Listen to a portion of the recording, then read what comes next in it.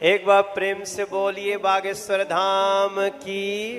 अर्जी इन दिनों कुछ ज्यादा ही चर्चाओं में है और YouTube, फेसबुक समेत कई सोशल मीडिया प्लेटफॉर्म्स पर ये छाए हुए हैं क्योंकि इनके अंदर जो खासियत है वो किसी चमत्कार से कम नहीं है। कई लोग तो इन्हें साक्षात भगवान मान रहे हैं क्योंकि ये लोगों के झूठ का पर्दाफाश करने से लेकर भूत अक्सर सर पर पगड़ी बांधे नजर आने वाले बागेश्वर धाम सरकार जी की बात ही कुछ और है। और इस चीज का सबसे बड़ा सबूत बड़े बड़े फिल्मी सितारों का इनके दरबार में आके इनके प्रवचन और गीत सुनना है। फिर चाहे मोदी सरकार के सबसे या फिर साउथ इंडियन फिल्म इंडस्ट्री के सुपरस्टार बागेश्वर धाम आकर बाबा के नाम पर ठुमके भी लगाए और हाथ जोड़कर नमस्कार भी किया। अभी हाल ही में जो बहुत ज्यादा वायरल हो रही है जिसमें वो बैठकर बाबा के कीर्तन का आनंद ले रहे हैं। लेकिन दोस्तों ये एक रात का चमत्कार नहीं है बल्कि इसके पीछे एक ऐसे बच्चे की कहानी छुपी हुई है जिसके संघर्ष के बारे में जानकर आपके भी होश उड़ जाएंगे। हजारों की संख्या में लोग अपनी मनोकामनाओं को पूरा करवाने और अपनी तकलीफों को दूर भगाने के लिए बागेश्वर धाम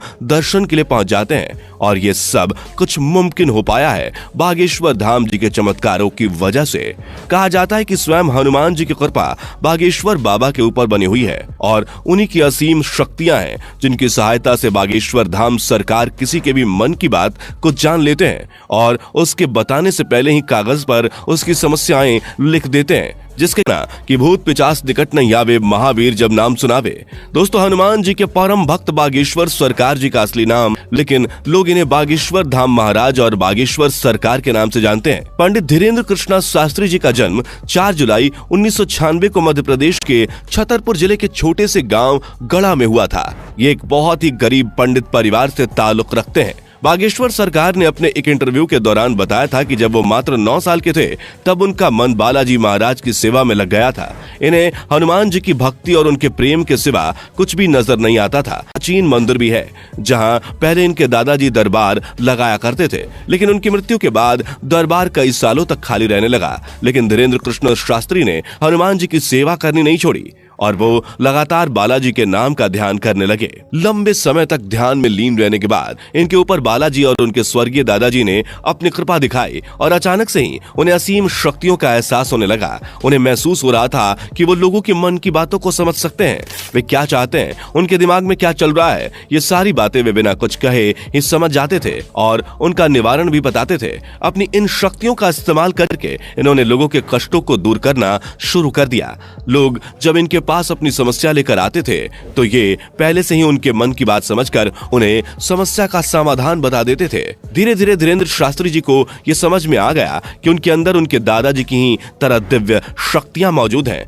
तब जाकर उन्होंने अपना दरबार लगाना शुरू किया और यहीं से धीरेन्द्र कृष्णा शास्त्री बागेश्वर धाम सरकार के नाम से फेमस होने लगे। मंगलवार और शनिवार को अपना धाम लगाकर ये भक्तों के दुख तकलीफों का निवारण करते हैं। जिनकी अर्जी लगती है उन्हें बागेश्वर धाम अपने पास बुलाते हैं और उसकी समस्या को उसके बिना कुछ बोले ही सवाल और सवालों का हल एक पर्चे में लिख देते हैं, जिससे लोगों का विश्वास बागेश्वर धाम पर और भी ज्यादा बढ़ने लगा है। आप ये जानकर हैरान रह जाएंगे कि बागेश्वर धाम सरकार ने केवल भारत में ही नहीं बल्कि पूरी दुनिया में अपने दरबार लगाए हैं और लाखों की भीड़ इकट्ठा करके उनके दुखों का निवारण किया है। कुछ लोग तो इन्हें साक्षात भगवान का दर्जा देते हैं। हालांकि कुछ महिलाएं ऐसी भी हैं जो बागेश्वर धाम सरकार की खूबसूरती को देखकर उनके ऊपर अपना दिल हार बैठती हैं और उनकी बातें सुनने और उन्हें एक नजर देखने के लिए उनके धाम पहुंच जाती हैं। लेकिन अपने सख्त मिजाज के लिए मशहूर बागेश्वर महाराज जी का ध्यान इस तरह की चीजों पर बिल्कुल भी नहीं जाता। वैसे दोस्तों हमारे देश में जहां बाबाओं और तांत्रिकों की छवि इतनी ज्यादा खराब हो गई है,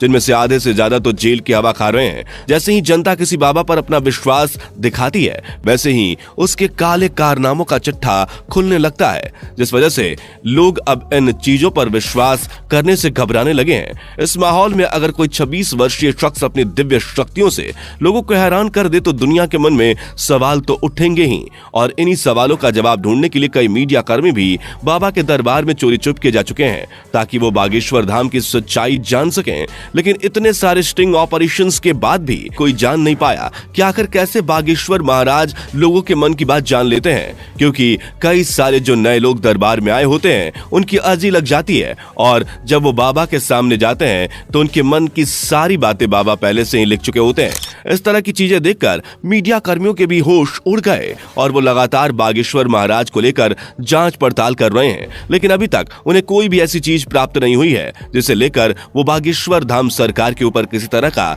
सवाल उठा सके या उन पर कोई आरोप लगा सके। शायद इसीलिए बड़े बड़े नेता और अभिनेता बागेश्वर धाम पर विश्वास करने लगे हैं। वैसे दोस्तों, इनके बारे में एक बात बहुत ज्यादा प्रचलित है, वो ये कि इनका एक सेनापति भी है जो किसी को दिखाई नहीं देता। वो सेनापति बागेश्वर धाम सरकार की रहस्यमयी तरीके से मदद करता है। हालांकि ये बात कितनी सच्ची है और कितनी झूठी ये तो कोई नहीं जानता, लेकिन बागेश्वर महाराज के भक्तों का मानना है कि बाबा के पास कोई ना कोई रहस्यमय शक्ति जरूर है जिसकी सहायता से वे भूतों प्रेतों को डराकर भगा देते हैं। और भक्तों का यह कहना है कि जिस किसी का भी भूत बाबा ने भगाया है उसे आज तक कोई परेशानी नहीं हुई है। तभी तो इनके दरबार में लाखों लोग आते हैं, नहीं तो आज के समय में किसके पास इतनी फुर्सत है कि वो किसी बाबा के दरबार में जाकर उसके प्रवचन सुने। तो दोस्तों, आज के लिए सिर्फ इतना ही। जाने से पहले वीडियो को लाइक शेयर जरूर करें और ऐसी और वीडियोस के लिए चैनल को सब्सक्राइब